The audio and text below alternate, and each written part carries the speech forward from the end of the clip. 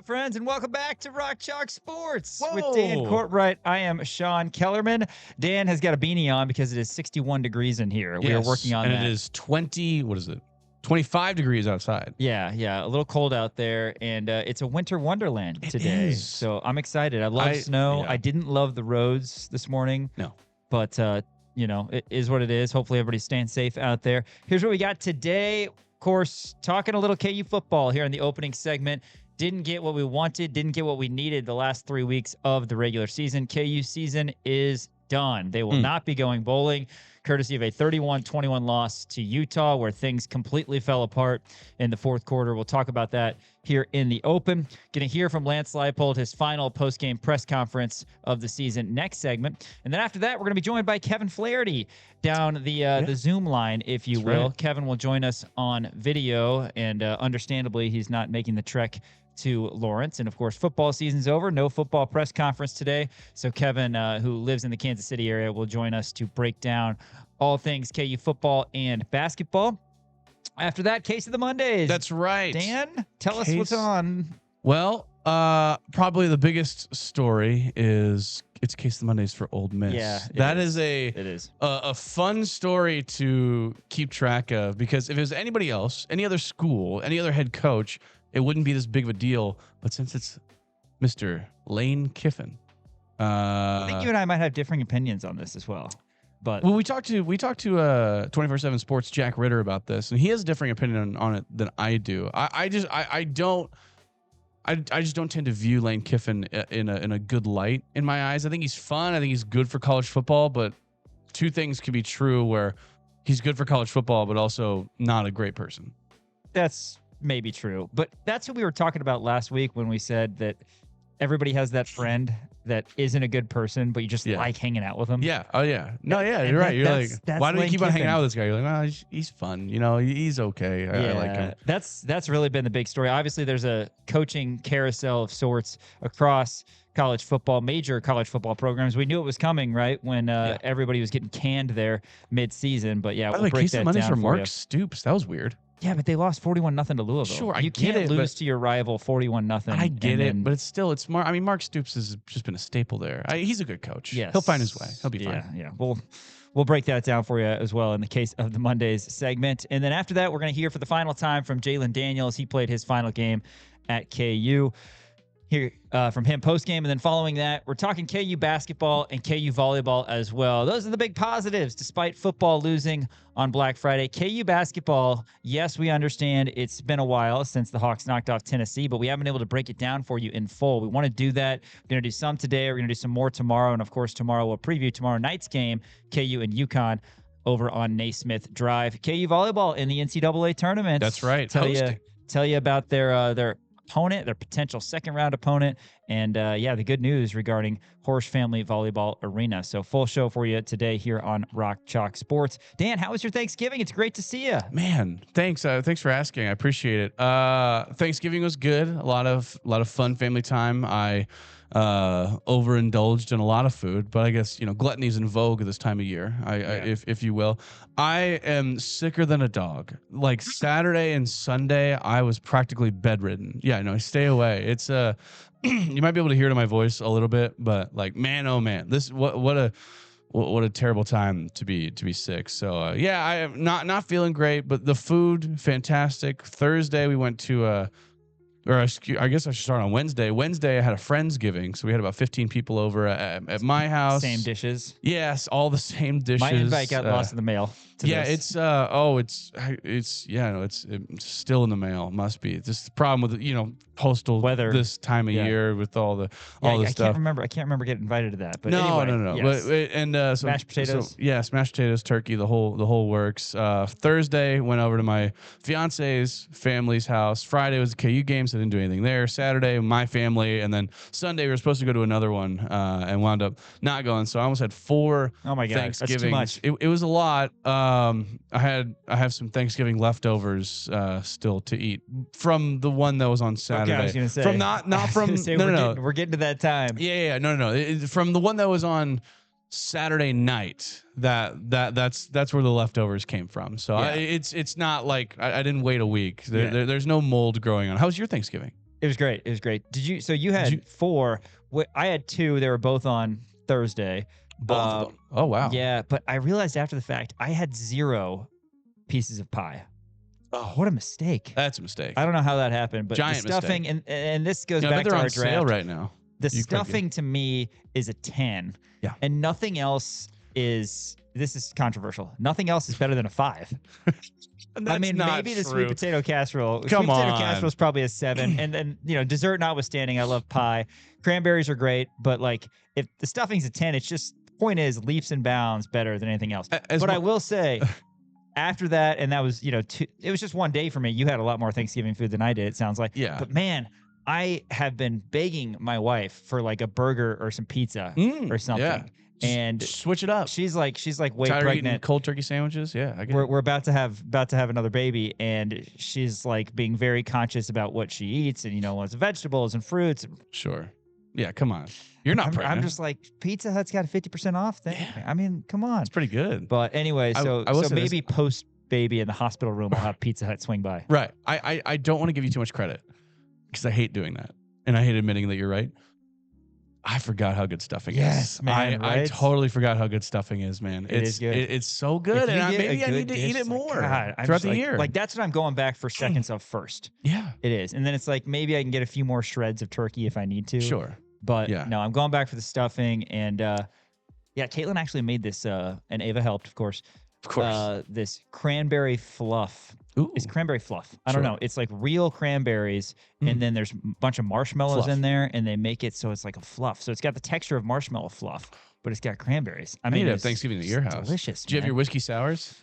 Didn't have whiskey sours. I thought that was a Thanksgiving tradition of the Kellerman household. So I kind of screwed the pooch, for lack of a better way of putting it, because I didn't have whiskey sours or our patented egg casserole ready on Thanksgiving morning. I'm going to remedy that for Christmas, but they had whiskey sours over at my parents' house and egg casserole and all that. We were on the other side, so it didn't work out. But yeah, dude, whiskey sours. If you've never had them, I'm telling you, I had a whiskey sour. No, but you haven't had like the frozen lemonade whiskey sours. Sure, yeah. I've had like a real whiskey sour with like egg whites. Like that's how you're supposed to make them, with like egg whites. That scares me. Yeah, I know. Same. And that's why, but it was fine. It was weird. It was a weird texture. I've had that one, and then the other whiskey sours I've had is just whiskey and then like sweet and sour. Yeah. Well, I'll get you the recipe, but yeah, the Kellerman's version of whiskey sour isn't quite the whipped egg whites. It's literally bourbon, any whiskey you want. No, frozen lemon, like a jar of the frozen lemonade, and then ice. So you said your wife is being conscientious of what she eats. Did she indulge, or was she kind of? She did not have any whiskey sours. No, of course, no. That's not what I'm saying. Yeah. But I'm sure in terms of food, was she like? I probably shouldn't have the turkey or the mashed potatoes. I'll hang in the salad. Not too much. She just didn't want. It's just the burgers and the pizza she doesn't want right now. Sure. Which is like those is she are having my cravings? 2 favorite foods. She really hasn't either pregnancy. Interesting. It's been strange. Have you been having cravings? Yes, especially these last few days, man. Like Thanksgiving's great, and I can have all that Thanksgiving food for one day. But then after that, I'm like, all right, let's get back to basics here. That's fair. Give me the burgers. But anyway, hope everybody had a great Thanksgiving. I hope you enjoyed that little tangent there talking about the holidays. But yes, we've reached December. There's snowfall on the ground. I've filtered in a few of my little holiday trinkets up here. Fun. Dan has promised to do the same at some point. I have yet to see them. But hey, let's talk KU football. What a sad day it was. Over on Friday at David Booth, Kansas Memorial Stadium. KU at one point in the season was 5-4. End up losing all 3 of their final games. Odds were they were going to win one of them. They didn't. And after losses to Arizona and Iowa State on the road, KU falls to Utah 31-21. What was so frustrating about this game, Dan, is that, as David Lawrence said during the radio broadcast, we're not going up against the 84 Bears. Like, this isn't a absolute monster of a team. Yeah, Utah, a team in the top 15, but they're beatable. And Kansas was doing what they needed to. They had the recipe. They were forcing Utah into uncomfortable drives on offense. Utah had 3rd and medium, 3rd and long more often than they didn't. Leroy Harris was an absolute beast. More on him in a little bit. And then offensively, just gashing Utah, as K-State did the week prior in the run game. Highshaw and Williams, one after the other. KU had the recipe. And then the fourth quarter happened. 14-10, Hawks are leading. They're about to punch it in and not clinch a bowl berth, but you'd be feeling pretty good with the fact that Utah couldn't get Kansas off the field. Jalon Daniels tries to throw the ball away, and I don't know if he caught in between throwing it through the back of the end zone and throwing it away off the sideline, but he ends up throwing it to the back corner, intercepted by Utah. They take over. 4 plays later, they're in the end zone, 17-14. But it's okay. KU still got 12 plus time on the clock in the fourth quarter. Again, Highshot and Williams all the way down the field. All right, here we are in the tight red zone again. First passing attempt of the drive. Daniels misreads the coverage, throws a pick, interception, touchdown, 24-14. On that 97 yards. On that second interception, I was standing up in the booth when that second interception happened, third total of the game. I literally, you see the comments on social media, I just fell to my knees in Walmart. That's kind of how it was. Like I dropped into my seat. I could not believe it. And we can extend, but basically Kansas had the recipe. They were doing what they needed to. Not perfect on defense, but definitely played well enough to win. And then on offense, man, gashing them. But the two crucial mistakes really end up costing them. They end up 5-7, missing a bowl for the second straight year. Yeah. My favorite thing to say is I want to put a bow on it. I don't want to put a bow on this one. I mean, talk about heartbreak, right? And that comes with being a Kansas football fan, right? It's being a Kansas football fan. It stinks, and I love it. All right, I wouldn't trade it for the world, but being a Kansas fan, I would have much rather just lost this game 45-0, right? But Kansas just kept on pulling me back in, and seemingly there was hope that Kansas was going to beat a top 15 team in the AP, right? You're at 14-10 heading into the fourth quarter, and it just all falls apart. Jalon Daniels throws his second red zone interception. He actually had 3 interceptions, all of them in the red zone. And that cost Kansas, on their side of the scoreboard, potentially 17 points. Yeah. Because you would have had a field goal attempt and then 2 touchdowns when you were in a spot where you needed to score a touchdown both times. Not taking into account the fact that Utah scored touchdowns on both of those late interceptions. So that's at least 31 points on a swing. Right. So it was frustrating, and I'll let you continue, but there are some games and some moments over these past couple of years where Kansas in both years has ended up 1 win away of a bowl game appearance, where you can point at some coaching decisions and maybe you can say, hey, you know, the head coach or coordinator, man, you can't really do that in this one. And and you know, you feel for JD. He did a lot for this program, but as you said, they were right there. They had the scheme. They had the recipe. Yeah. And the turnovers killed them. Well, Kansas should have won that game. And you know, Kansas did what they needed to do. They established the run game, right? Daniel Highshot had 107. LeSean Williams had 104. Excuse me. The last time Kansas lost a game with 2 100-yard rushers was 2014 against Texas Tech in double overtime. It's heartbreaking to see. And I literally had this thought while I was watching the game, was it can't end like this. It just can't end like this. 6 years, Jalon Daniels has been at the helm. For 6 years, he was supposed to be the prodigal son, the guy who took us to prominence and made Kansas football relevant again.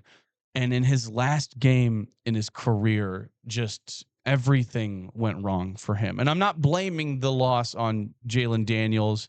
A lot of people could, right? There's a number of different things that went wrong. Certainly those red zone interceptions, you know, you could look at those and say, well, yeah, that's really the reason why we lost. But that's the thing that sucks, is that Kansas did what they needed to do. And just with the Jalon Daniels tenure here at Kansas, it's just so unfortunate that that's the way that it ended. And it's almost heartbreaking. It's almost like unfair is one of the words that kept on coming to mind, of like, Jalon Daniels has put his body on the line for this program and bleeds Kansas. And he could have left a number of different times and gone somewhere else and won football games and gotten better film for, you know, his NFL, you know, dreams, that kind of thing. And he decided to stick with it. And he decided to be like, look, I'm a Jayhawk and I want to be here and I want to see this program build. And for it to end like that, it really just breaks your heart to see a guy who is a Jayhawk through and through, who's an outstanding person, just all kind of crumble like that in the last game. And you know, Kansas's defense on the defensive side of the ball, I thought they did an excellent job in terms of kind of containing the run. Right, they only had 161 rushing yards. Their rushing attack was very good. We knew this from the start. They held Wayshawn Parker to 95. Other than that, not a whole lot of stuff on the ground for them. Dampier had 50. Right, they were making Dampier uncomfortable. They were locking down some of those wide receivers. They were doing such an excellent job of getting pressure. Leroy Harris had a fantastic game, right? You saw a number of different players really applying that pressure and making Utah uncomfortable. And Utah was on their heels, and you felt this and you saw it happening in the game. And it's just Kansas, like you said, there's 17 points that were not scored because of those red zone interceptions. And it's just very unfortunate. JD tried to throw the ball out on one of them. It was picked off. The pick six really just broke your heart. And then at the end of it, you're still like, man, you know, Leighton Cure caught that touchdown. Kansas has a chance here. And then, you know, just one thing led to another, and it wound up being a 10-point victory for Utah. It definitely shouldn't have been a 10-point victory.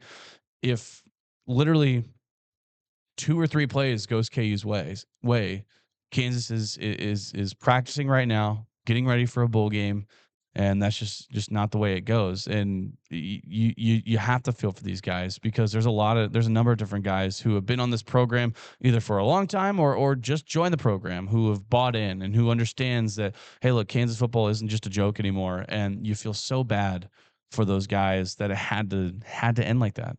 Yeah, a lot of different opinions on this. To go back to the Daniels thing one last time, I guess, is there's the old saying, is a place better when you left it than when you got there? Yeah. Which absolutely. Unquestionably, that's the Yeah. case. There's also, in my opinion, an alternate universe where Jalon Daniels' career unfolds a lot better, a Yeah. lot more positive. If you look, he's going to be a guy who is high on the record books for a lot of statistical categories for Kansas quarterbacks. He at times was the best player on the field, no matter who Kansas was going against. Yeah. He also, it could be argued, was, you know, not good enough when Kansas needed him the most. And Yeah. there were certainly some fourth quarters where that happened. I mean, you look in the beginning of 2023, the beginning of this season, the first 4 or 5 games, Daniels was him. He really was.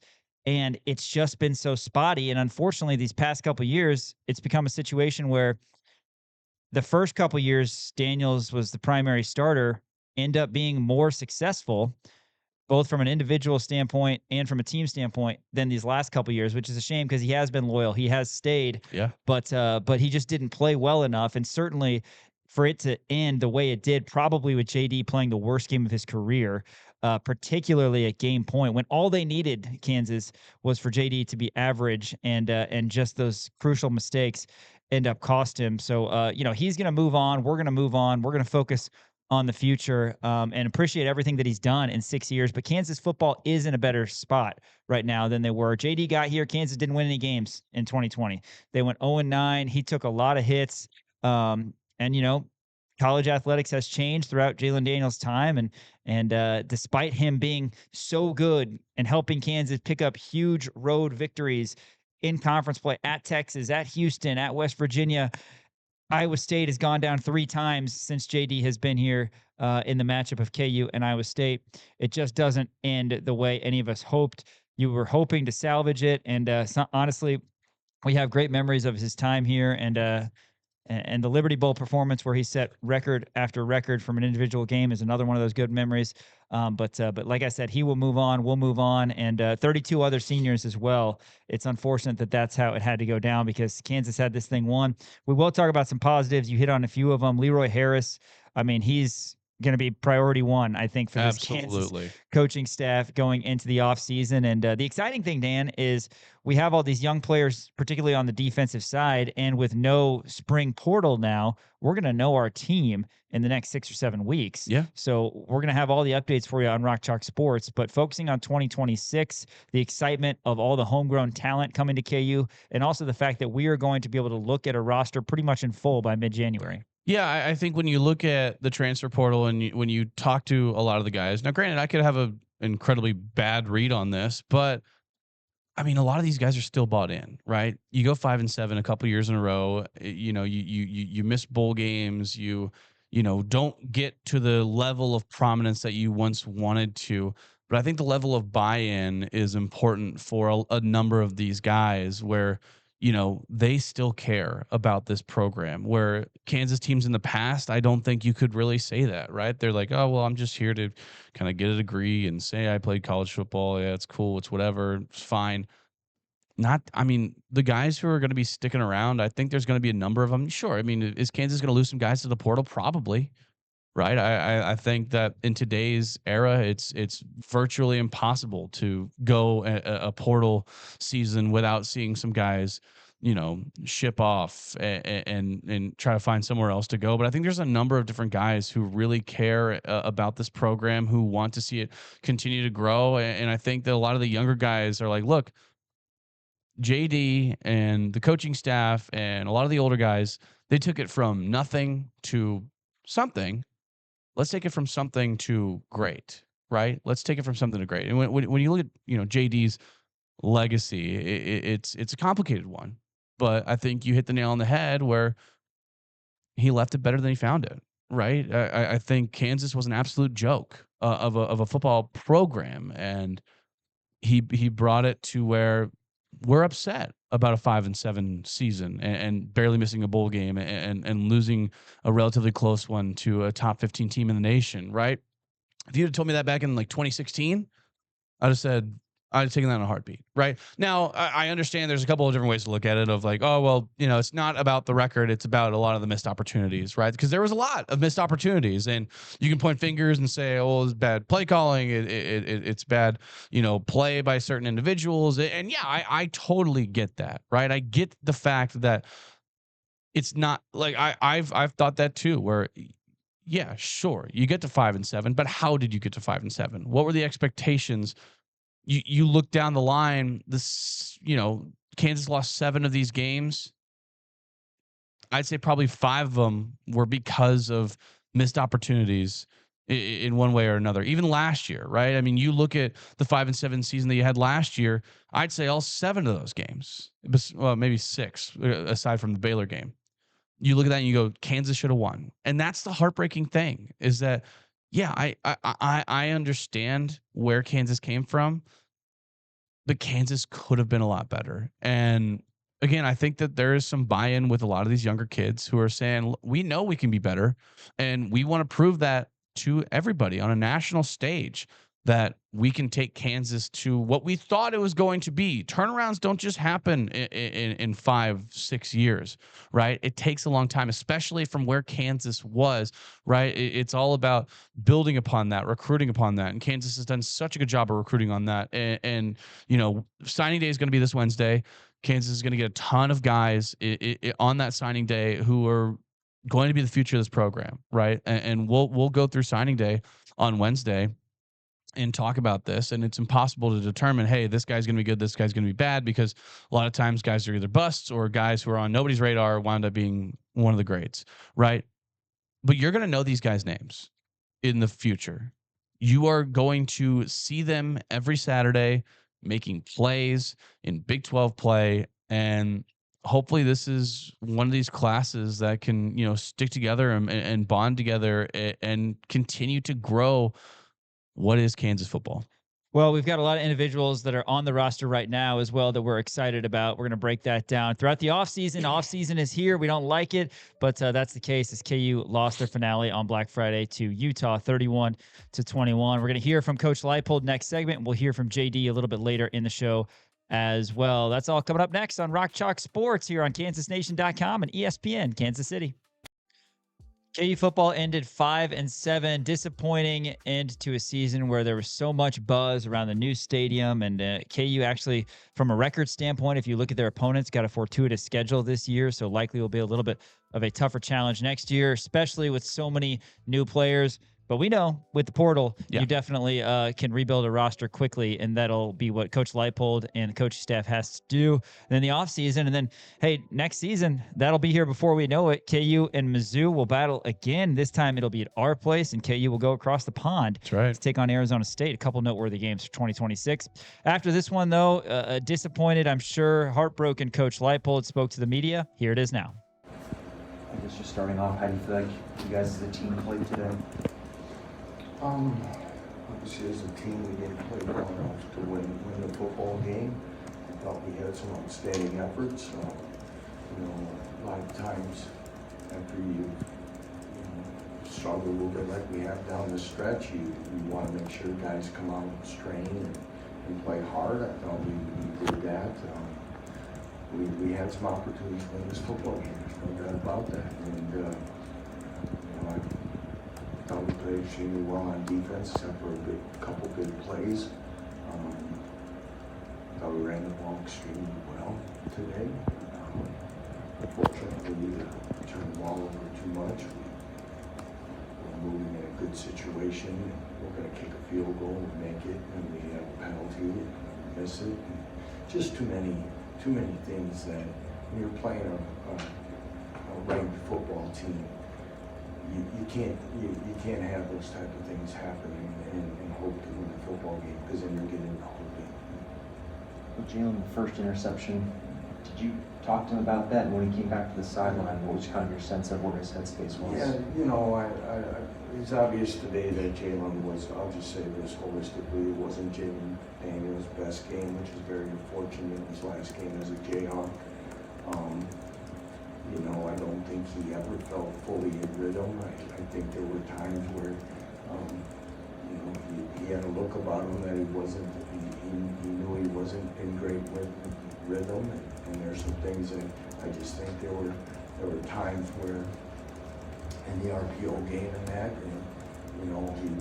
he decided to throw and do some things, and obviously didn't see people sometimes, and then he's trying to scramble and just get rid of it. You got to make sure that it's clear.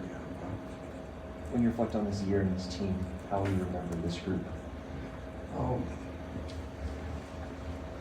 I think how I remember this group is, first of all, it's been a really fun group to coach. It's a good group of guys, and in this portal era now, as we've talked many times, when you integrate as many older players as what happens and what we did,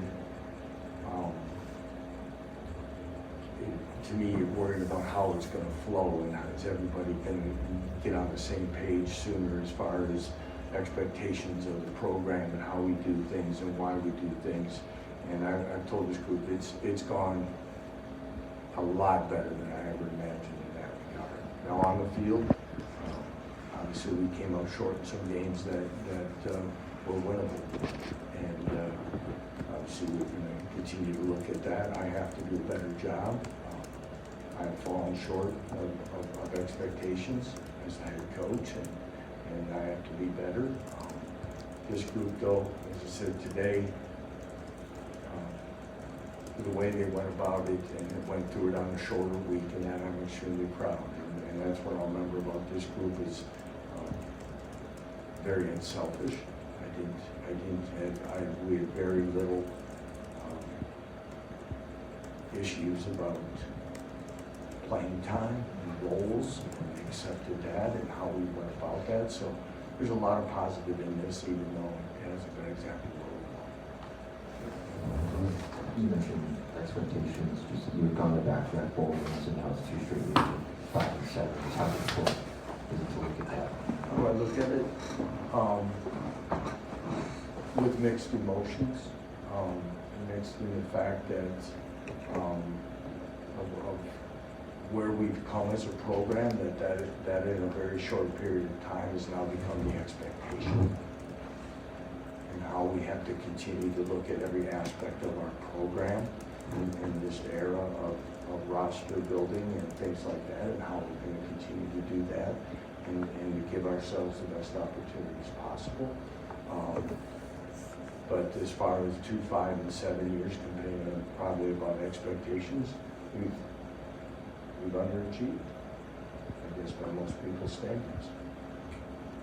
After the Iowa State game, you talked about evaluating how you're coaching, how the personnel on the field. How long after the season ends do you start taking a hard look at things, or do you give yourself some? Well, again, now that our season is over, we'll continue to take that, try to get to most of that next week and get moving. As far as we're in a dead period recruiting, we have some things, obviously signing days coming up, but obviously we can start taking a deep dive into that as quickly as we can, and look at all things. Lance, back to the expectations real quick. Earlier this week, Daniel Highshaw had a comment about basically, I'm not even mad that people are mad, talking about the fans, because he said, that's what we want. We want people to expect us to hit this level and to be upset when we don't. I just wonder what your reaction to your players viewing it that way. Is that something you like to hear? Absolutely. I want our players to be confident enough that we should be able to be a team that are playing bowl games. That's what we want them to be. That's what we want them to aspire to be. And that's what we have to keep working to attain.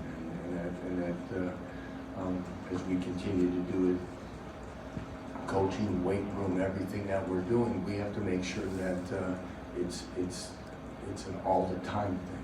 Okay, if we're going to continue to do our program, it has to be 24/7, 365 in what we do. And again, as with the parity that is happening in college football, the margin for error for the teams like us continue to be very small for us. We're hovering on a chance. What would our topics be today if one of the probably 3 as closest games that we played would have gone the other direction? Some of the things that we're all frustrated about, that you have to ask about, are being asked because it's this close. And again, when you start seeing things, it's the new world of college football where it's going to be more bunched up, I think, is what you're going to see. And for us to continue to try to put ourselves in that above line, we got to continue to work and get better, and it starts at the top. I wonder too, this week's, you got Thanksgiving in there and you got the short week and all that. You talked about being proud of how hard you guys played and strained and the effort and all that. Was there a point this week where you knew that was the kind of effort you were going to get today?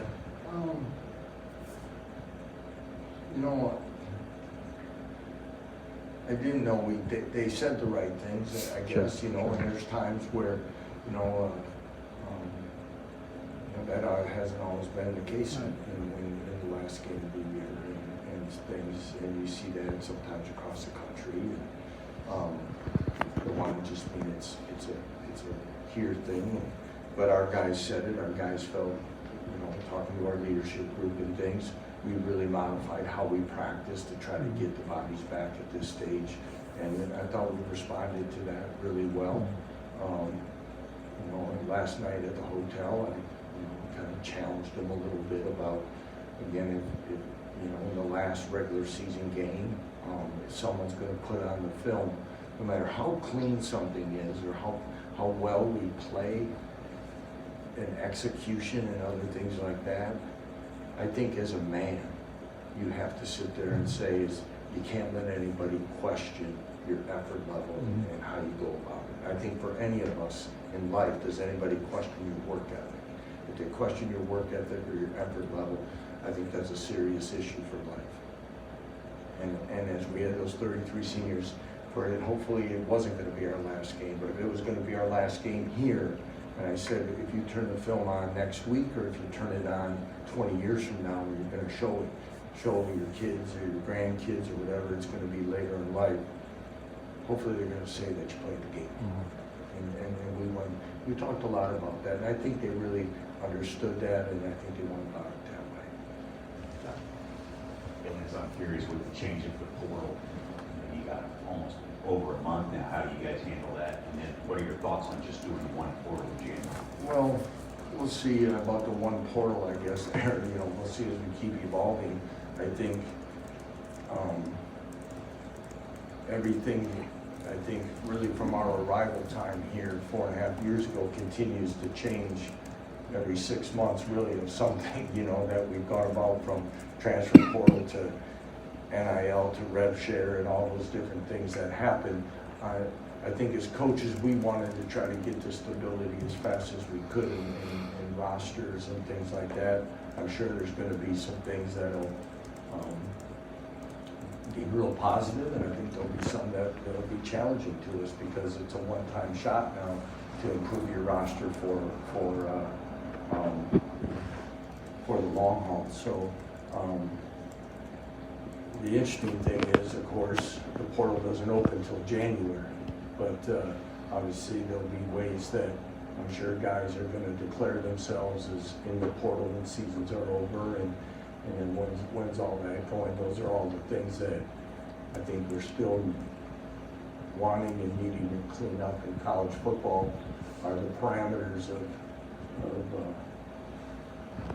as we emulate the NFL. There's a lot of this that we don't emulate yet, and we know why, for the most part, of employees and all those things that we go with collective bargaining that make it a little more challenging with outside factors. But we'll continue to look at, we'll have a mixture of signees coming, and then there'll be also portal additions, of course, to keep us moving in the right direction. Lance, as you acknowledged, obviously the momentum of the program has been with one of the last couple of years. What do you think needs to change to kind of getting back to a team that can contend for or make a bowl game? Well, there's probably lots of reasons. Again,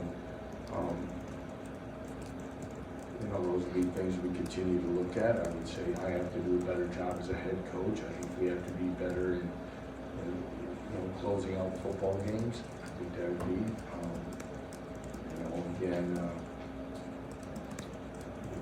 as we looked and continually looking at recruiting and how we're putting the roster together, and how we go about that, and to make sure that we do that it fits what we're looking to do, schematically, but also give us best chance to be successful in the Big 12.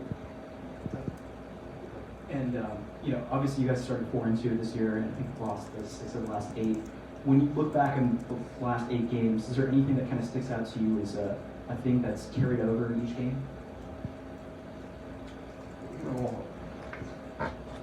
There's been different, like today, I thought there was, like I talked before, I thought, just between headsets and watching and listening, like we didn't have as many communication things. I think, we had some, say, costly, but again, getting big plays, missed tackles. But all in all, I thought we were better in some of those areas. So some of those things where, today's a day where you get down to turnovers. I mean, when I look at other things, we were not nearly the red zone team that we need to be to play winning football consistently. And continue to look at that. To be able to execute at a level that we need to. Those are some of the biggest ones. Red zones, turnovers, we talk about that, you can't do that.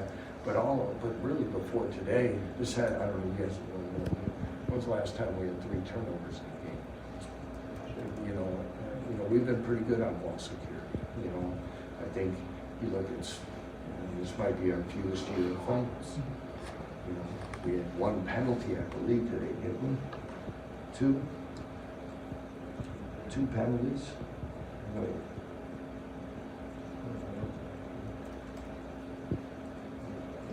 I'm sorry, we had 4 today, I'm sorry. But I mean, and they had 9. So, I mean, we've been okay in clean football, but nowhere near, you're saying,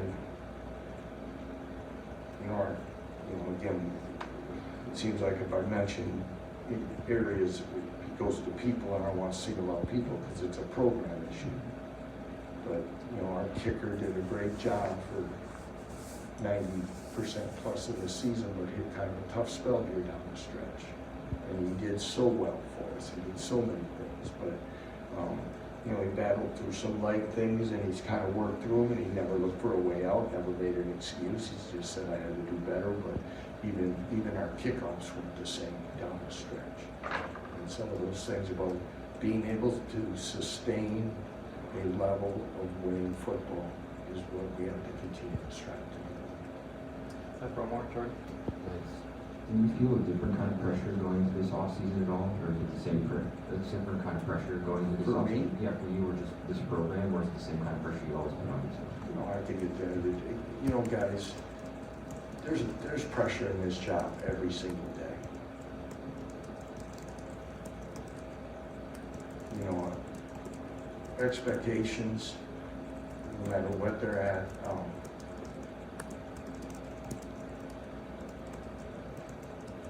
they're there all the time. They just are. And if you win 5 games, or you win 6 games, or you win 9 games, or you win 2 games, the pressure is always there to try to make it better. And all the losses hurt. There's not, and I've said before, there's not moral victories. There's not, so some of those things about expectations aren't for me to determine. So all I know is the time and efforts, though everyone can do better, I know the time that this staff puts in. I know the efforts that we put in. I know the routines that we put in. And we'll continue to look at those to make it better. That's all I can tell you. Like I said, you go across the country, pressure, there's a lot of people coaching pressure games that are got 10 or 12 wins, or the ones that got 1. You know, it's across the board with college football is today. It's what coaching is today. That's Lance Leipold post-game. KU's lost to Utah on Senior Day on Friday. After this, we're going to be joined via Zoom by Kevin Flaherty from the Kansas City Sports Network, talking KU football, basketball, and more. Rock Chalk Sports, KansasNation.com, ESPN Kansas City. Back to Rock Chalk Sports here on ESPN Kansas City, KansasNation.com. Sean and Dan being joined via Zoom. Kevin Flaherty, Kansas City Sports Network. Kevin, thanks for coming on again on this snowy Monday. A lot to get to, of course. With KU football and basketball in action over this past feast week. Disappointing end to the football season. Couple huge interceptions thrown from Jalon Daniels, kind of told the story in the fourth quarter. KU had the recipe to win that game against Utah and be bowl eligible, but didn't execute down the stretch. Yeah, you look through the season, and they would have loved to have that sort of consistent running game all season long, right? And it was great to see. I thought Bryce Foster played a terrific game. I thought both guards played really well, and then the running backs were terrific. And Jalon made a few good throws over the course of the game. I thought it was telling in Lance Leipold's comments after the game, where he said, I don't think Jalon was ever really comfortable. And then you had kind of some weird things happen, right? Like with Jalon sort of rolling out on the one play, it looked like he was trying to throw it out of bounds and didn't get enough on it, winds up throwing a pick. And then the pick six, felt like a pretty predictable play call. Sometimes you get caught on play calls. I mean, you guys both know this. We watch enough football. Sometimes you call blitz and the other team calls a screen pass and you just get caught. And in that situation, I think Jalon threw it early because he saw that Utah was sending pressure. Utah sent 7 guys on that play and got rid of it. Cam Pickett didn't look back, and the DB was able to jump it for a pick six that wound up kind of being the difference. I realized KU's defense had a chance late to get off the field and give the offense another chance, but that upped it to 2 scores, whereas a field goal would have tied the game at that point. But yeah, one of those things where I saw some people saying, hey, they're finding new ways to lose. I didn't feel like it was new ways to lose, guys. I felt like it was a lot of the same ways that we've seen maybe over the last couple of years, just sort of happening all at once in that game. Yeah, really frustrating, honestly, group of losses that Kansas had this season. And you can go back to last season, and that's how it's going to go, right? KU's going to play in this new era of Kansas being a legitimate football program. Certainly in our eyes, there's going to be some close losses. So you can't necessarily say, hey, there's 8 games over these past 2 years and Kansas should have won all 8. That's not how it's going to go. You're not going to win all 8, but it is frustrating that that KU is on the losing end of more of those than not. I guess just kind of wrap up this season and the careers of some of these noteworthy individuals, because it's not how they wanted to go out, but certainly in different ways, they all brought something to the Kansas football program. Yeah, absolutely. And I think your point is really well made. It wasn't like Kansas was generally getting blown out this year. When you're in one score games, the saying goes the best way to win one score games is to not play one score games because when you're that close, a bounce can go one way or the other. And there are sometimes that bounce goes your way. Think about KU beating BYU a year ago where Jalon Daniels punt hits off a guy and you wind up winning that game. And then there are times when that bounce doesn't go your way. You think about the UNLV game and that fumble bouncing all over the place that you don't collect. And unfortunately, the last couple of years, those bounces haven't gone Kansas's way. And we can look for at different reasons. Yeah, Kansas turned the ball over in some bad spots. They didn't close in some spots. When the defense had chances at the end of games to close things out and either give the offense another chance or win the game, those were areas where the defense didn't perform. And so it was kind of a holistic thing. And pulling sort of the lens back, I did really enjoy this senior class. Guys, we get to talk to these guys. And, Jalon Daniels is up for multiple awards like the Campbell Trophy, which goes to guys who are really good at football, but also really good people who do a lot of things for the community and all of the things on the exterior. I enjoyed watching Jalon Daniels play football. Maddening at times with turnovers, of course, for all of us.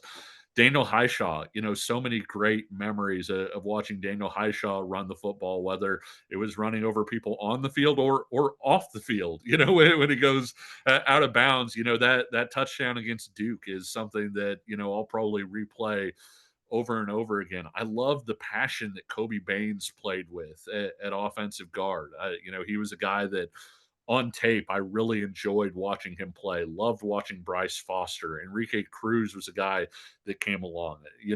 All the senior wide receivers had their moments this year. Emmanuel Henderson, Levi Wentz, has the long catch against Missouri, had some big moments, has the score that could have been the game-winning score against Cincinnati. Bryson Canty had some really good moments. You think of the tight ends and all the things that they did, and then flipping it over onto defense, that defensive tackle group, Dean Miller being a second team All Big 12 guy a year ago, Justice Finkley being the leader that he was pretty much from the second that he arrived. All of those defensive tackles I thought had a pretty good year. Bengali Kamara was a big part of the reason they beat UCF. And I don't want to forget somebody who played major roles, because even you look deeper into the roster into guys like Landon Nelson, a multiple year special teams guy, a good leader, and a guy that when we talked to the safeties and talked to those guys, he was somebody that they mentioned as a leader in that room, even if he didn't get as much time there. And so I think for fans, sometimes it's really easy to look at these guys and say, hey, they didn't get it done, as seniors. They didn't leave it where I would have liked for them to have left it. But I can think of memories with pretty much all of those different guys that makes you smile as a Kansas football fan, and makes you smile to have watched those guys and watch those guys grow up. And that's not even counting some of the interview stuff that we got, like Daniel Highshaw loving hot sauce on his salad and things like that. Yeah. Kevin Flaherty, KCSN, joins the show. Also, I know it's a huge week for you because you also have the Verbal Commitment podcast talking about, signing day. We'll get to signing day in just a second. But, Kevin, I want to kind of your thoughts on some of the guys that Kansas, in theory, is going to be retaining, right? Obviously, the transfer portal is going to be opening up. Some guys – I mean, in today's day and age, it's impossible to see nobody leave. So we'll probably see some other guys leave. But who are some of the guys who are on this roster right now that you're excited to see next year? It's funny. I think defense and offensive line are two of the areas where a lot of times you'll see guys kind of take lumps when they're younger and then grow from that and develop from that. And Kansas has a chance to bring back a couple of those offensive linemen. I thought Amir Herring grew a lot over the course of this year, was a really good player by the end of it. I thought Calvin Clements got better over the course of this year from a guy who really struggled this year. And then defensively, you can go up and down, really, guys. I mean, you look at Blake Harold and all the things he did this year. He's one of KU's better defensive players. So is Trey Lathan. You add in Leroy Harris and Dak Brinkley on the defensive ends, along with the young defensive ends they have in the program. Marcus Calvin had some good moments over the course of the year. And then you go into that secondary and guys who, Jalen Todd had a good season. I think he's a guy you bump him back outside next year. He's got a chance to maybe be one of the Big 12's better cornerbacks. And Austin Alexander's a guy I would expect to take a step forward. Saeed Gibbs has another year if he wants it. Lyric Rawls has another year if he wants it. And so if Kansas is able to retain those defensive guys, I think the defense could be better next year because you had so many guys this year out there getting a lot of snaps, kind of finding out what works, what doesn't work, and then you give them the benefit of the offseason, more time with Gildersleeve. And I do think that this is a team that could be significantly better defensively next year. And then it's up to them to kind of find the answers offensively to go along with that. Yeah, 100%. Kevin, obviously, like I had mentioned, huge week for you. Starting off on Wednesday, you got to start saving your voice. We're gonna give you a jump start though on signing day because Kansas is bringing in not only a ton of talent, but a ton of talent from the state of Kansas, which is something that we haven't really been able to see over the last probably 15, 20 years, right? I mean, Kansas, they used to like to go out of state and kind of get some of the other guys. Now Kansas is really tapping into that well of that Kansas talent, and Kansas, the state of Kansas is just turning it out. Tell me a little bit about this signing class. What's your excitement level for it for a lot of these guys to go ahead and get started being Jayhawks?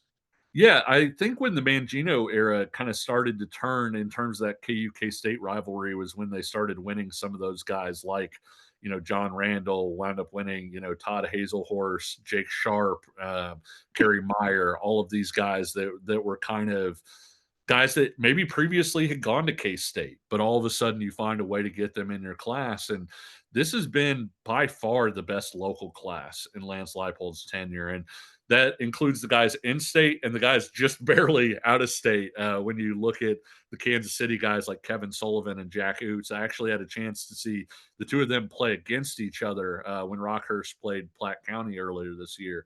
But from an in-state standpoint, man, Kansas did a nice job, and they did a nice job at some need positions and got some guys that are going to be really important. When you look at Caden Snyder, you wanted to see really good young developmental offensive linemen in the program.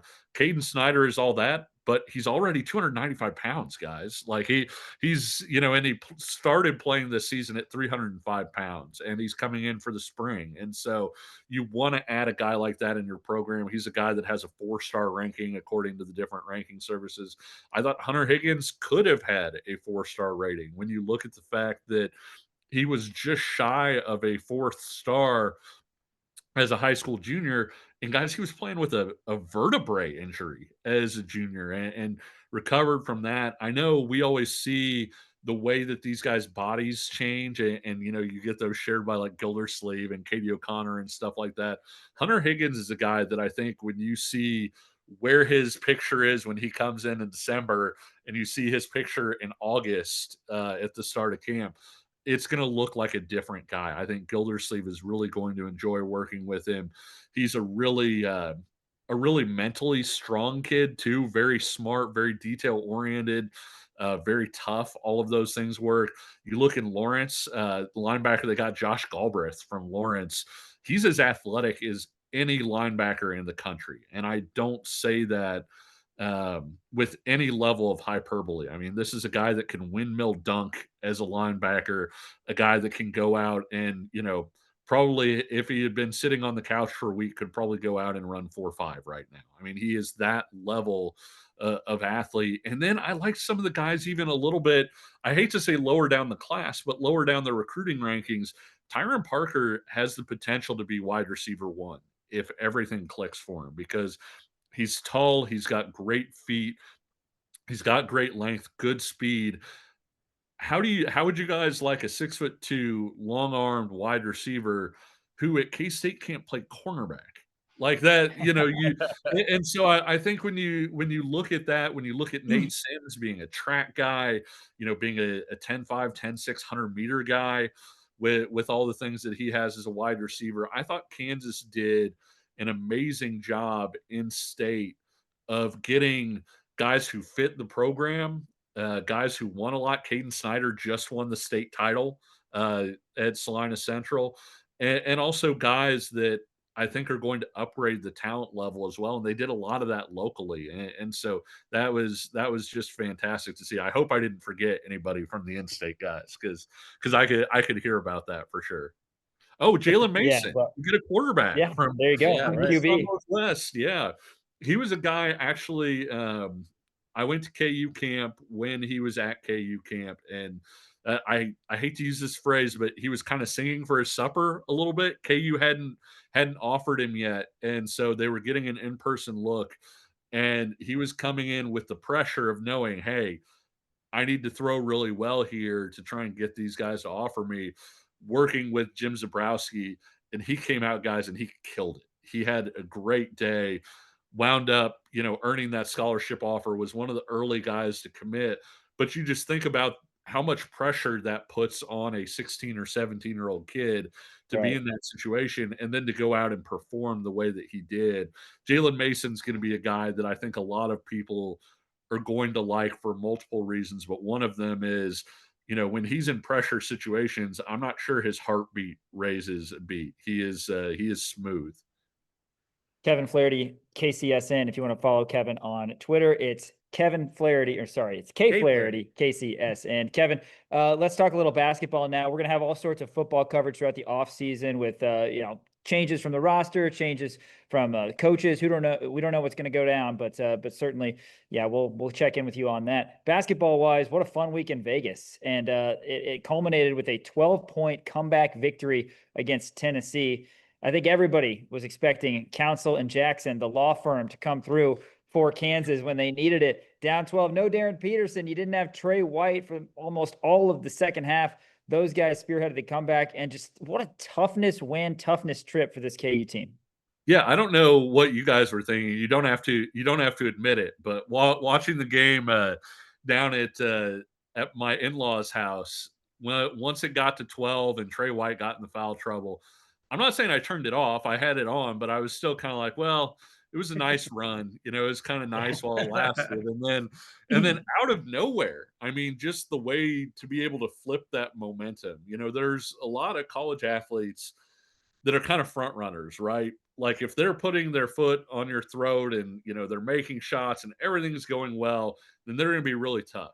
It takes a level of toughness on top of that to be able to reverse momentum and reverse sort of game state and the way that things are going.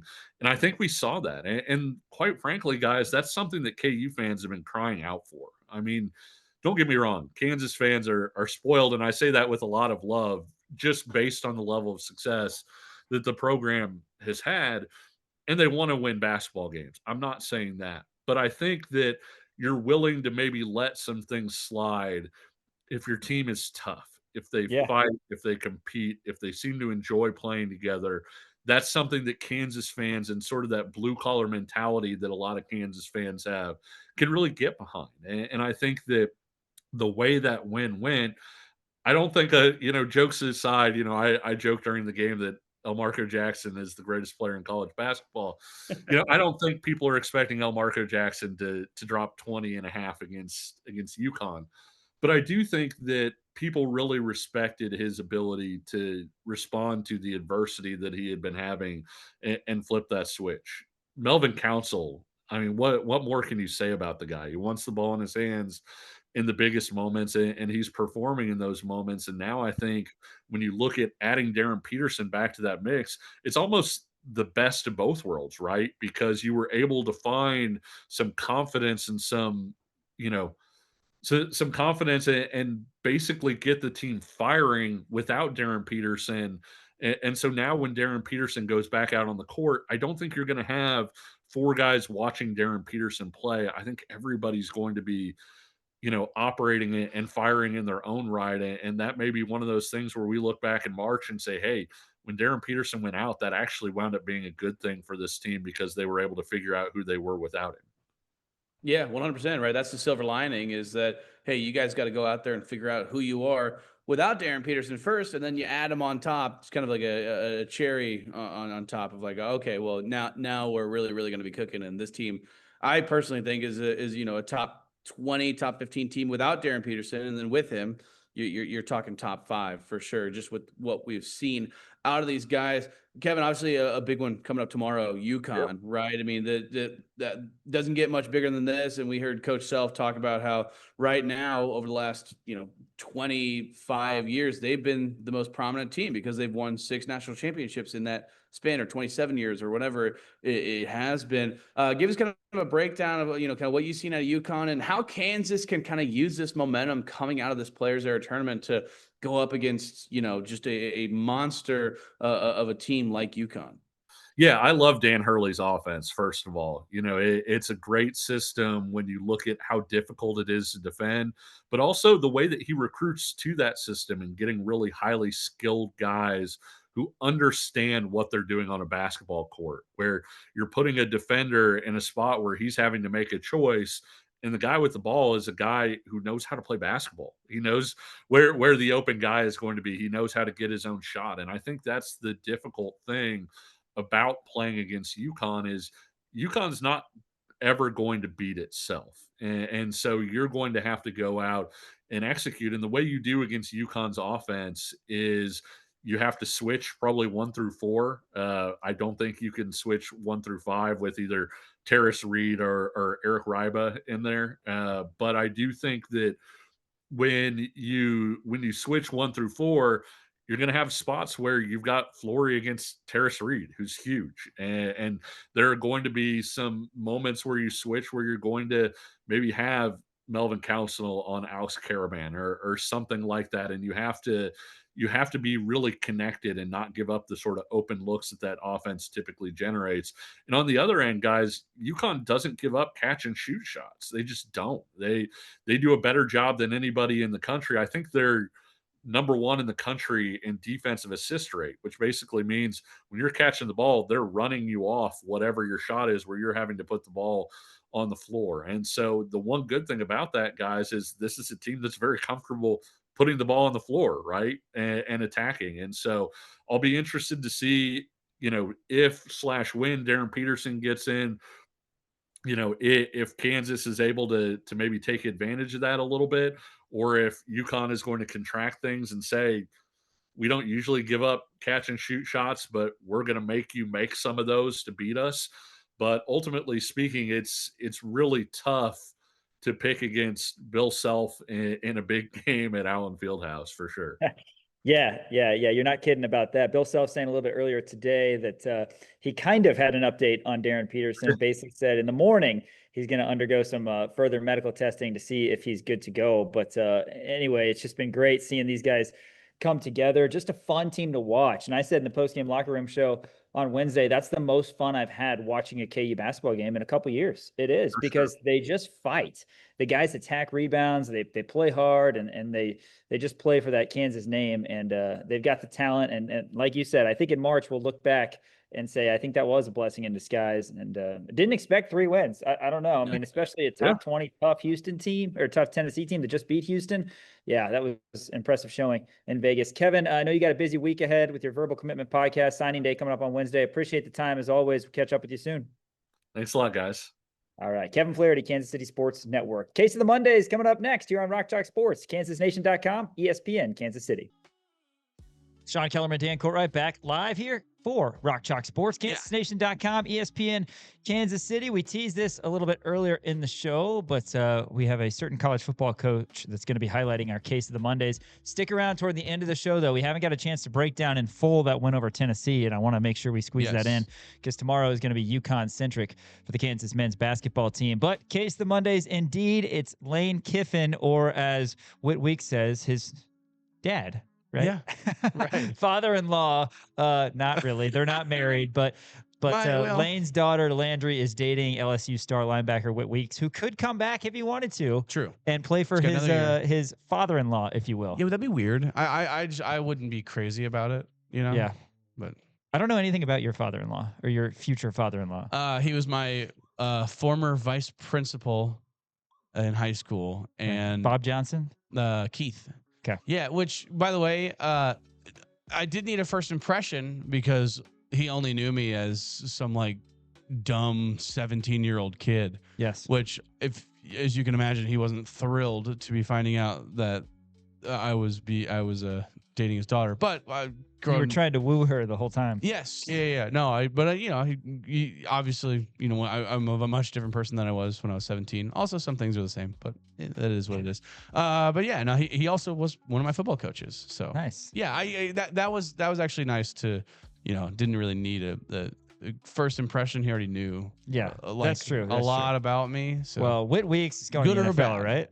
I Huh? mean, Whit Weeks is going to the NFL. You would I think. mean, you would think. I don't know, mean, but that's an interesting thing. Lane, he probably cornered him at Thanksgiving and was like, "Hey, man, you gotta stick around." No. On Thanksgiving, Lane hadn't made his decision yet. Well, yeah. but So get into this. You But think I do think he probably tipped him off. I do think it's a case of the Mondays for Ole Miss fans in general because Yes. I mean, it's just a reminder that you're not LSU, right? Ole Miss doesn't have the brand that LSU does. Probably doesn't have the funding that LSU does. Ole Miss is still a proud program. Yeah. They don't have the championships and Ole the Miss, they're prestige. They're probably going to be in the CFP. Is that correct? They'll be in the CFP. Yep, absolutely. I think they're ranked number 7. Beautiful. Which, by the way, when we're talking about Lane Kiffin left Ole Miss to go to LSU, how beautiful would it be if Ole Miss won the national championship? See, I'm Something not a poetic Lane about that, Kiffin right? hater. I'm not. Neither am I. I care exactly the same amount that I did before this move. Sure, but okay, The success of if Ole you Miss. were an Ole Miss fan, whenever you I mean, it would be hired elation for them. when you hired Lane Kiffin, what was it, 4 years ago? Whenever it was 6. Yeah. It was 6 years ago. Dang, he's been there for a while. I mean, you had to have it in the back of your mind of like, he doesn't have a great track record of, you know, sticking around. And look, ESPN, which we'll get into that. ESPN did a whole E60 about him where he was doing like hot yoga and different stuff. And he was like, "Oh, I'm a different person now. I'm not the same." I believe the last line of it was, "I'm done making decisions I'm done making decisions that benefit me. I want to make decisions that benefit, like, you know, my team." And then he turns around and does something like this. Which, So did they think he was going to stay there forever? He's only 50 years old. He's only 50. if you He take, just gave you 6 years. if you take pride and a lot of in your, success. yeah, I mean, look, he could have made Ole Miss the next Alabama, right? If he continues to, you know, buy in, and if he really liked Ole Miss, I guess and that kind of I stuff. just think that pretty much everybody who hates on it would have done the same thing. Okay, but again, he doesn't have a great track record, really. Like, you remember what happened with Tennessee, where he pretty much told everyone at Tennessee, like, "Hey guys, I'm not going anywhere. I love Tennessee. I named my kid Knox because I love Knoxville." And then, you know, a week later, bam. Okay, so I will agree. He takes the Raiders Maybe job. he should stop making those comments. But Yeah. I don't like. Okay, Well, and then if I don't- USC comes at you and they've got more money and they've got more resources and all that. Well, and he made it a media circus, right? Yeah, like, yeah. And Ole I Miss get gave him an it. I get ultimatum. that part. Ole Miss said, "Hey, you have until this date." And Lane Kiffin goes, "I'm not going to make my decision until then." Yeah. And he kept on like putting out I think hints I and agree. I thought clues it's on kinda funny. social media. I just, that's a bad look for your, like, how do you think the team feels? You know, how do you think Ole Miss players feel? Well, yeah, they feel poopy, but they were going to feel poopy either way. Sure. He gave 6 years. He's only 50. LSU comes at you. I mean, Make a lot of money. Yeah. Sure, I get it. But I don't know. Going in conference yeah. is that's a little iffy. that is kind of weird. But I don't that want to. really sucks. I don't want to compare it, but I think it's a fair comparison. And tell me if I'm wrong from a program standpoint. And this is putting the media stuff aside. And you know, whatever. And I get it. If the hot yoga, yeah, I get that. But He's Bill become Self, a better man. Bill Self, Yeah. when he was at Illinois, Mhm. Kansas comes to him. What are you supposed to do? Bill Self has never done. You could go to a legendary place and make it Sure. your own. Now, Bill Self has been here nearly 25 years. Are you saying Lane Kiffin, Ole Miss isn't legendary? It's not compared to LSU. That's what I'm saying. Okay. Illinois, Sure. Illinois is the basketball version of Ole Miss.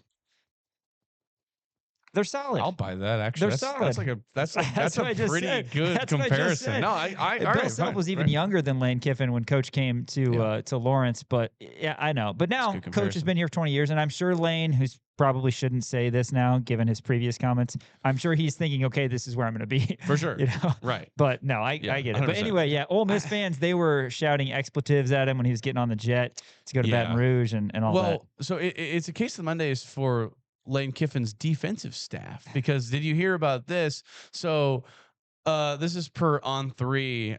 It says Lane Kiffin has lined up most of his offensive staff to join him at LSU. He reportedly told them if they're not on the plane to Baton Rouge today, they won't have a spot on the staff. So the Tigers have a press conference scheduled for Monday to officially introduce Lane Kiffin as his next head coach. But he told his offensive staff, hey, either you're on the plane or you don't have a job. What about his defensive Said staff? no thanks to them. One of them chopped liver. One of them's the new head coach at Ole Miss.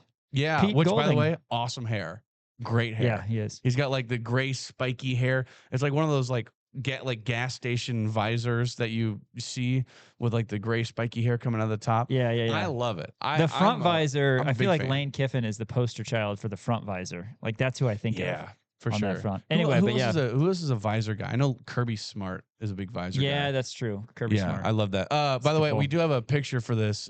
Ole Miss, I guess they put his stuff out on the street. Yeah. They put his clothes out. Do we have that picture up? That is one of the. I saw that. I mean, how great. I mean, that's just like the cherry on top. Where they're like, all it right. is. Like I've used that saying as like in jest before. Like, I want his stuff out on the street tomorrow, and like Ole Miss like actually put his stuff out on the street. Isn't that great? I don't know. I'm a big fan of that. I little think salty.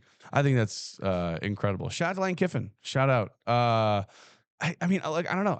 You keep on talking about it like, oh, it's just a guy taking another job. It's like, okay, but I don't know. Like, is it?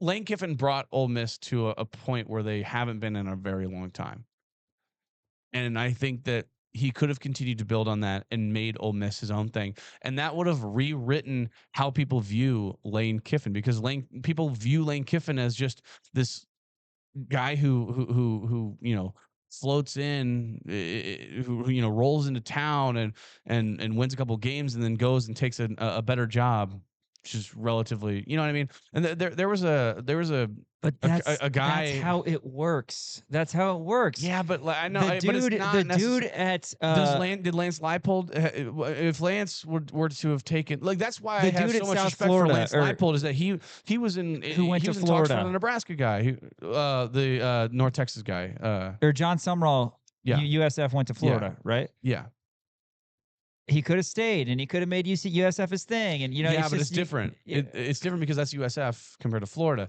This is Ole Miss and LSU. They're in the same conference. Okay.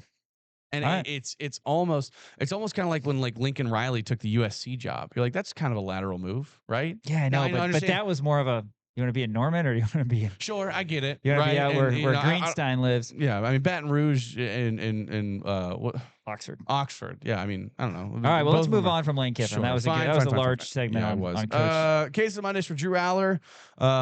The Dodge Ram commercial has officially changed. We don't have the commercial up because I don't think we can play it. But everyone knows the commercial I'm talking about, where Terry Crews comes on and starts like half rapping, half singing, and in the middle of it he goes, "Drew Aller, this NIL deal's for you." And there's Drew Aller, and he's like in a Thumbs up. Dodge Ram, and whatever. They took him out. Yeah. They took him out of Hey, the commercial. You know what? De- It needed to happen. deserved. Got to be a nightmare for Penn State fans. Oh my God, yeah. Who's Penn State even gonna? I mean, I know Kalani Sitake is up there for him, but Yeah, I wouldn't be I mean, surprised. they put out feelers for a lot of guys. And they BYU's haven't got really some- zeroed in on BYU's anybody. got some funds. Yeah, we got to for see. sure. We got to have a segment or two sometime this week about the college football coaching carousel because it's been crazy. 100%. But yeah, no, it's very funny because they kept on playing that Drew Aller commercial over and over and over again. They kept losing. And just every single time I saw it, I'm like, this is not aging Yeah. well. This is really not aging well. This is very, Long very overdue. bad. Do you think that Dodge, do you think they took their truck back from Drew Aller after kicking him out of the commercial? Is Avery Johnson having to give up his purple He did. Lamborghini? It was a lease. Oh, okay. Yeah, it was a lease, and he had to give it back, and then some booster for K-State actually drives it now. Oh, how about that? It's some booster's wife or something.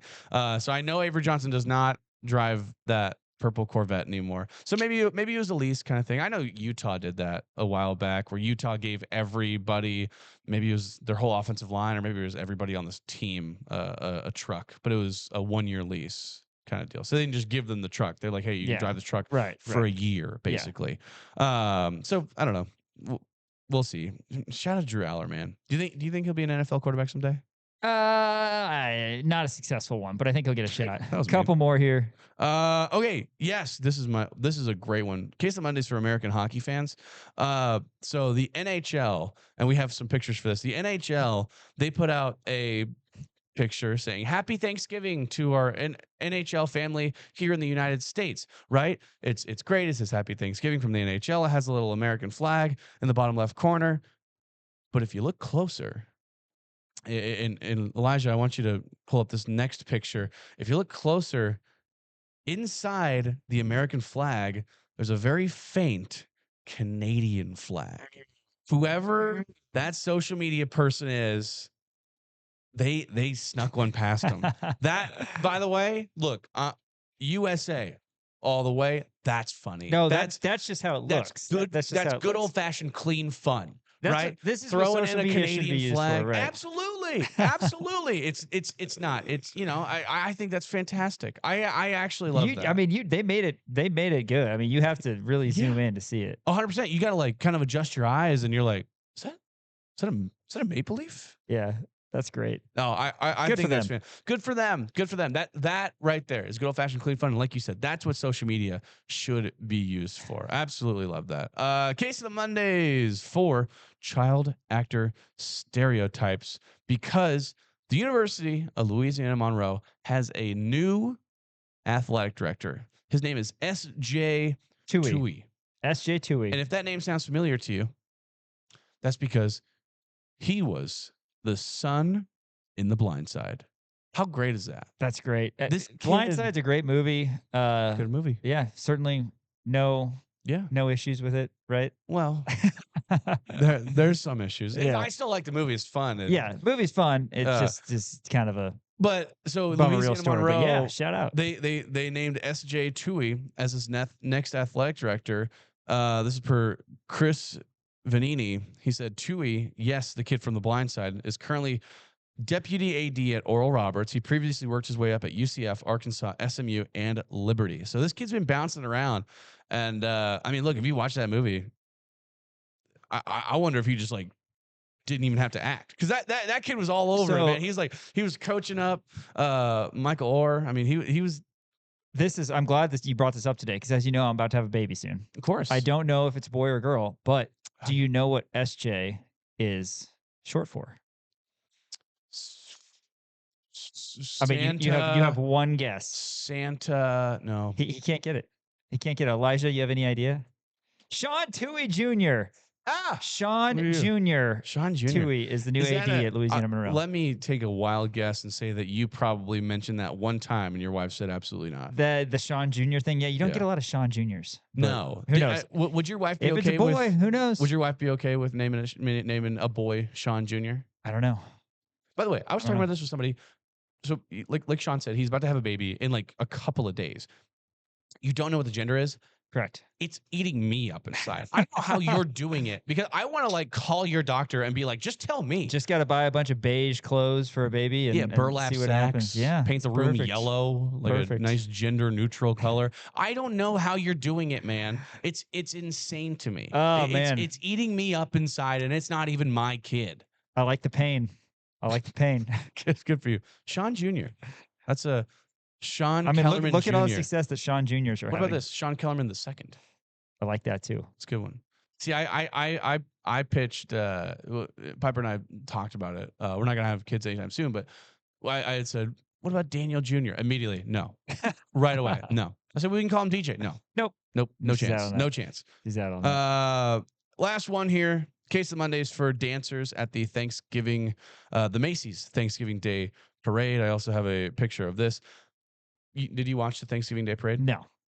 Well, why not? I'm pretty sure I was trying to get my daughter out of the house so we could go to my in-laws. The Macy's Thanksgiving Day Parade is it's a tradition unlike any other. I believe it.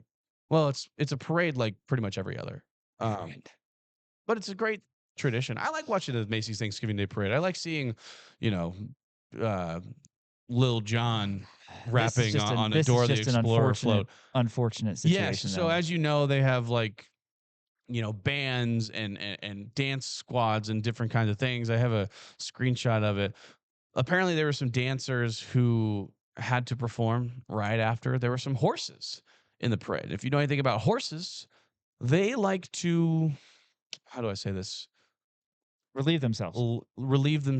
Litter the streets with with poop. How And does the dancers, no one clean this up, man? That's horrible. That's the thing. There's a lot of it, and these dancers were they're just dancing. By the way, the show must go on. Like that they were dancing all through it. Wow. Didn't even affect them one iota. Shout out to them, man. That is rough. That is rough. They gotta get that fixed though. I think that just you at that point, like afterwards, once you're done, you throw those shoes away. Oh my God. Well, they were barefoot. They're not barefoot. I think they're barefoot, right? They're wearing like dancing like flats. Okay. Well, barefoot would have been worse. Barefoot would have been way worse. No, God, that's awful. Then you got to amputate the legs. Right. That's terrible. That's horrible. But shout out to those dancers, man. Case of the they were Mondays like rolling around it. For today. After this, Jalon Daniels post game, the loss to Utah on Black Friday. Rock Talk Sports, KansasNation.com, ESPN, Kansas City. Tough way for the career of Kansas quarterback Jalon Daniels to end on Friday. Couple interceptions late, had 3 total picks. Always speaks to the media, always very classy, and he spoke post-game. Here it is. I'm heartbroken. Just, can't really even put any other way to feel how I feel right now besides heartbroken, to be honest. The loss, your performance, the late picks, all of those, any one of those make you feel that way? Of course, my play, because at the end of the day, like I continue to tell you every week, I'm somebody who doesn't really I don't give a damn about my stats personally. I don't care what they look like as long as the stat that counts as the win.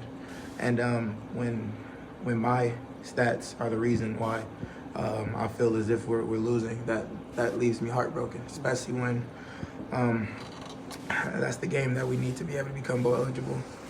And yeah. Hey JD, on the pick 6, what did you see on that?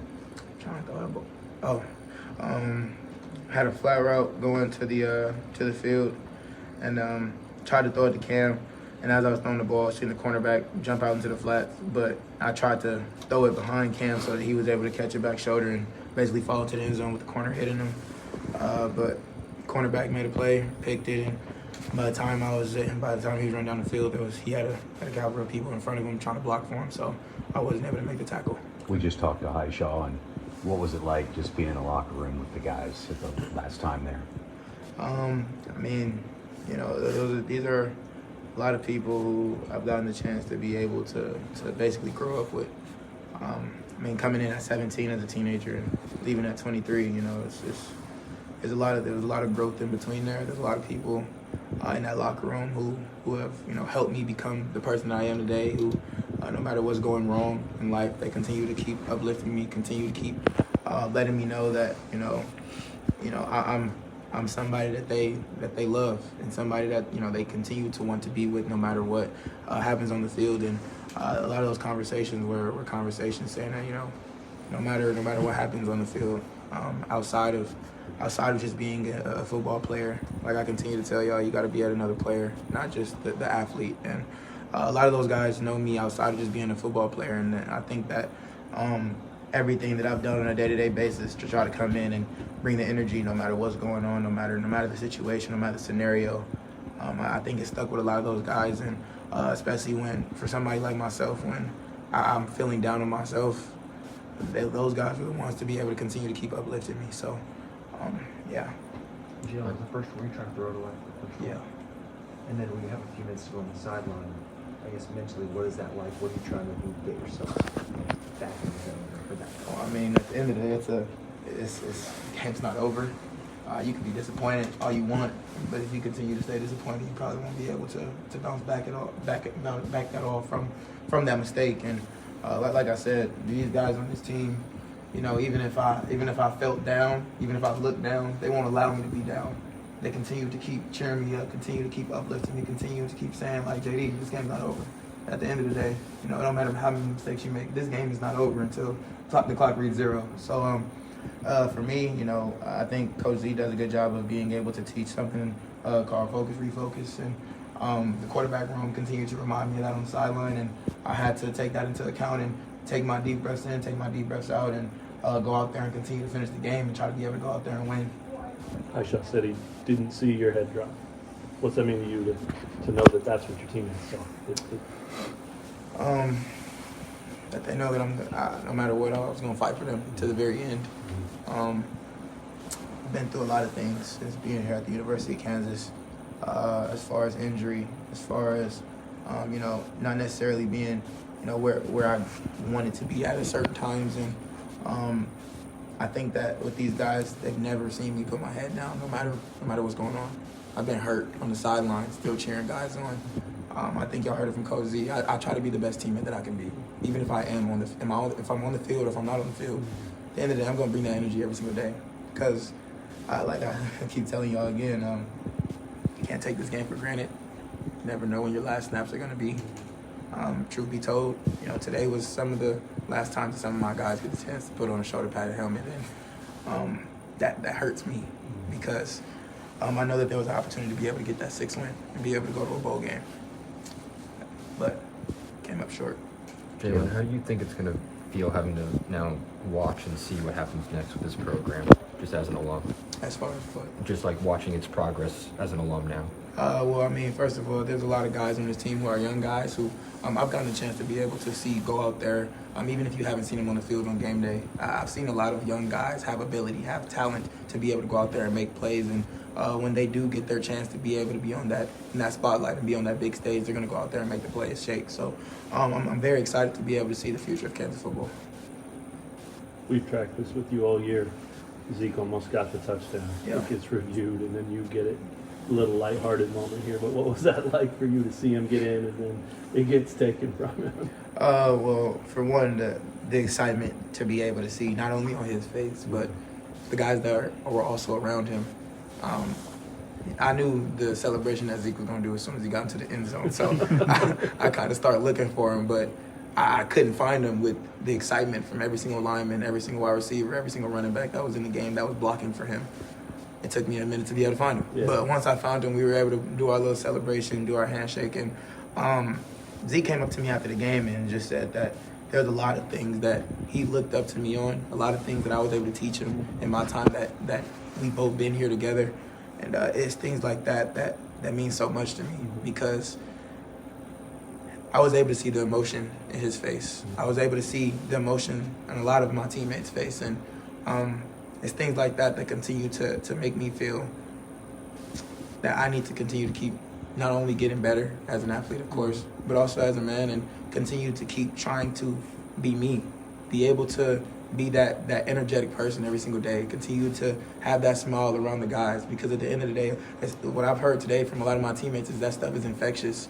There's a few people saying it's hard to have a bad day when you have so much energy, and that's the guy that I want to continue to keep being. Thanks, everyone. A disappointed Jalon Daniels following KU's final game of the season, the final game of his Jayhawk career, lost to Utah on Friday. After this, KU basketball and volleyball talk, Rock Chalk Sports, KansasStation.com, ESPN, Kansas City. A great weekend for KU volleyball. They picked up a senior day victory against UCF, and this is on the heels of a big-time top 25 road victory in Ames against Iowa State, which is good to see after dropping both games in the Utah trip. But those last 2 wins, Dan, to close out the regular season for KU volleyball, clinched them, just good enough to host. Yeah, I think right after that stretch out in Utah, Kansas saw their hopes of hosting kind of waning, right? I mean, they're like, oh my gosh, you lose at Utah. I believe they got swept at Utah, and then they lost out at BYU. All of a sudden, what really was holding your own destiny in your hands and you controlling your own destiny, all of a sudden you felt that hosting kind of slipping away. Then they won a huge one out of Iowa State, obviously won senior day against UCF. Now Kansas is the 4 seed. They're going to be hosting at Horse Family Volleyball Arena, taking on High Point in the first round. And then they're going to be playing the winner of Tulsa versus the number 5 seed Miami. That's also going to be at Horse as well. So looking at it, I mean, best case scenario, you're playing Tulsa, which that would be a huge upset, Tulsa over Miami. But then, you're still going to have to play against Miami, probably, if you beat High Point. So having it at home is just that much better, and you feel very confident about that. Kansas, they finished off the regular season 22-10 overall, 13-5 in the Big 12. That was second place in the conference behind Arizona State, who ended up being the Big 12 champion. Very impressive for Coach Matt Ulmer to be able to do this year one, right? We always forget that this is his first year with a brand new group of girls. Everybody's pretty much getting to know each other, on the coaching staff, and bringing in a ton of transfers as well in Matt Ulmer. So a really fantastic job for him to be able to get that 4 seed and continue what already is a nationally regarded program in Kansas. Thursday, round 1 against High Point at Horse Family Volleyball Arena. Excited for that. We're going to have coverage. We're going to hear from Coach Ulmer and a player a little bit later this week on Rock Chalk Sports. Got to break down KU basketball in that victory against Tennessee. We had an abbreviated show on Wednesday to talk about the Notre Dame and Syracuse wins, but KU with a toughness win, a comeback win against Tennessee on Wednesday. We're going to have breakdowns of UConn, of course, on tomorrow's show. Hawks are back in the rankings at 21 in the country. UConn, for what it's worth, is number 5 in the country. But it was all about Kansas through adversity out of nowhere, right? Yeah. Coming back and beating a really tough Tennessee team who had just beaten Houston. Kansas didn't have Trey White for the majority of the second half, including the last 8.5 minutes of the game. Elmarko Jackson comes off the bench and really has his moment. He had a stretch in the second half of 11 consecutive points scored by Kansas, and then the next 10 Kansas points were scored by Melvin Council Jr. You go from down 12 and you win this one 81-76. What an awesome story, and again, just the guts, the toughness from a pack of dogs. Right, pack of dogs. I like the way you said that with Melvin Council. No, where were you for the Elmarko Jackson legacy game? Right, I mean that was an outstanding performance by Elmarko. That's what we've been wanting to see out of Elmarko all offseason. I've been talking about Elmarko Jackson is the guy who I want to see the most out of, and we haven't seen it yet until that Tennessee game where he came up absolutely huge. Most importantly, he got to the free throw line. So that was showing me that showed me that he was tough, right? He went 7 for 7 from the free throw line. That's where 7 of those 17 points came from. 2 for 3 from the 3-point line, 4 for 7 from the field. Outstanding job by Elmarko Jackson. And Melvin Council Jr., we keep on talking about how, he's got a broke-ass jumper. He cannot hit a 3-pointer to save his life. But Bill Self said it today. The kid's a dog, right? Oh, well, he said it that the kid's a baller. Hooper, yeah. Hooper. And, you get the ball in his hands, he'll do whatever it takes to be able to score that. Look, maybe he can't hit a 3-pointer to save his life. Doesn't matter. He still had 17 points in this game, 6 for 17 from the field. He's a great facilitator, right? He's so good on the defensive end of the ball, which is so important to be able to stop a lot of those guys on this UConn squad. And we're going to break down UConn tomorrow for sure, because that's going to be a huge one. Coach Self said it today about how UConn, they're the best team that they're going to face in terms of offensive motion, right? I mean, he said they have to just run 30 minutes of dry offense constantly every single practice, because the way that they move the ball is unlike anybody that he has seen. And we've seen Melvin Council on the defensive end of the ball get in those passing lanes, smother some guys. So defense is really going to have to come up big here. And if Darren Peterson can come out and play, and again, I hate to keep on bringing it back to Darren Peterson and how we need him, but we need him. We need him, especially in this game, because UConn is a very, very tough squad. And I believe in this Kansas team for sure. I believe that they have what it takes to be able to win, but you need Darren Peterson and able to close that. So against Tennessee, Kansas ends up out-rebounding the Volunteers 37-36, Yeah, which that's really huge. impressive against a Rick Barnes team, a Tennessee team, like we said, that's always uncomfortable. KU also completely flipped the script in the second half. They end up out-shooting Tennessee. Tennessee was 20-plus percentage points better shooting the ball in the first half, and KU flipped it 54 rather to 32% in the second half. And it was all about El Marco, right? Like Kansas got such great contributions the first 2 games in Vegas from their bigs. All 3 of them, really. We talked a lot about Trey White and how awesome he's been. I love, like I've said before, that they attack rebounds. This game, it wasn't as much about them. Flory, 13, but he struggled a little bit with the Vols' length, 5 of 15.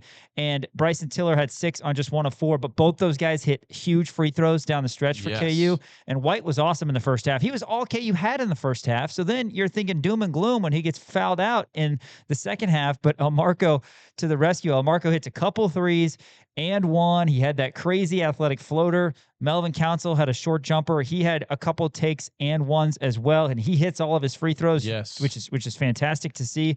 So you're seeing these guys come together, and that's the thing, is that the way we drew it up with, you know, Cole Rosario being a fantastic shooter, that's going to happen, and this guy's going to have to do this, and this. It's not how it's been so far, but what we have seen, a multi-team event where you have 3 games in 3 days, the guys are gelling. You can see it in the post-game interviews on TNT. Yeah. You can see they're huddling around each other. They're having a lot of fun. It's like the Oklahoma City Thunder. They're just like, and it was so great to see, especially the comeback portion, because we're very spoiled as Kansas fans. We kind of in the last couple of years have had to talk ourselves into losses being moral victories, right? Like, oh, well, at least it's not March, all that. But that's not how it should be at Kansas, right? Yeah, you're absolutely right. 55-43 again against a quality top 20 Tennessee team that had just beat Houston. I know I've said that multiple times, but seriously, that took some guts to do that. When you're down 2 of your probably 3 best players and Kansas gets it done, they find a way to rally together.